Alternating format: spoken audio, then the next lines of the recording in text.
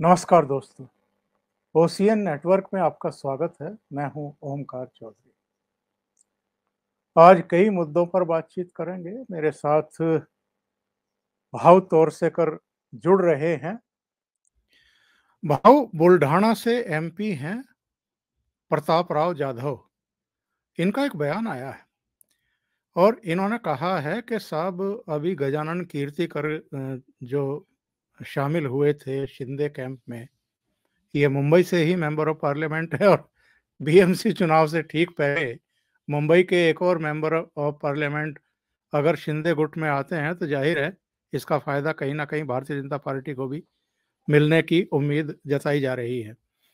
लेकिन प्रताप राव जाधव ने यह कहा है कि अभी 3 और सांसद और 8 एमएलए उद्धव ठाकरे को छोड़ करके शिंदे कैंप में आने को बिल्कुल तैयार बैठे हुए हैं। ये इसमें कोई सच्चाई है? और अगर ऐसा होता है, बीएमसी चुनाव से पहले ही हो जाता है, तो ये अगेन उद्धव ठाकरे के लिए क्या बड़ा झटका होगा? नहीं, उन्होंने बीएमसी चुनाव के पहले ऐसा नहीं कहा है। जी, प्रताप जी। राव जाधव ने जो बात कही है वो उन्होंने कहा है कि आज कुछ कंपल्शन है, इसके लिए वो वहां रुके हैं। उनको कोई उद्धव से खास प्यार प्रेम वगैरह आस्था वगैरह बिल्कुल नहीं है। लेकिन जी, जैसे जैसे चुनाव नजदीक आ जाएगा, लोकसभा और विधानसभा का, वो साइड बदल देंगे, ऐसा उन्होंने कहा है। और वो लॉजिकली ठीक भी है। देखो, चुनाव जैसे जैसे नजदीक आ जाता है वैसे वैसे हर एमएलए हो या एमपी हो, उसको फिर से चुनकर आने की बहुत भारी जरूरत महसूस होने लगती है।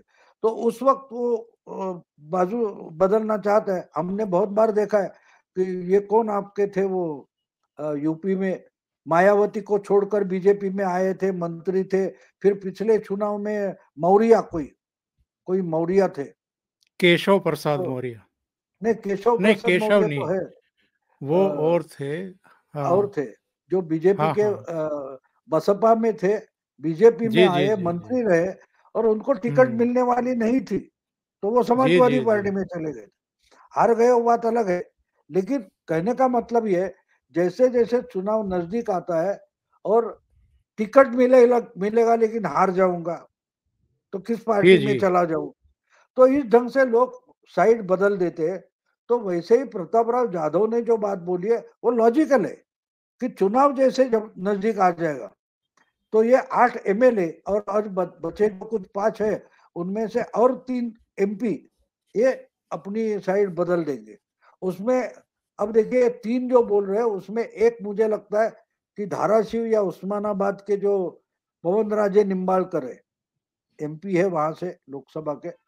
और जी, कल जी। ही उनके यानी उनके पिता की मर्डर हो गई थी और बाद में वो कांग्रेस छोड़कर शिवसेना में आ गए थे।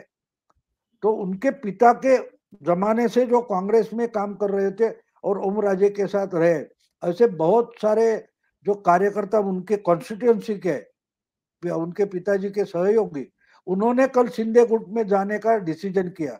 तो अब जो प्रताप राव जाधव बोल रहे हैं उसमें ओम राजे निम्बालकर हो सकते हैं। तो बिल्कुल सही वैसे है। ही कुछ कुछ एमएलए हो सकते हैं जिनको जब पता चलेगा कि भाई उद्धव के साथ रहने से हम तो आमदार भी नहीं, एमएलए विधायक नहीं रह सकते, तो साइड पलट देंगे।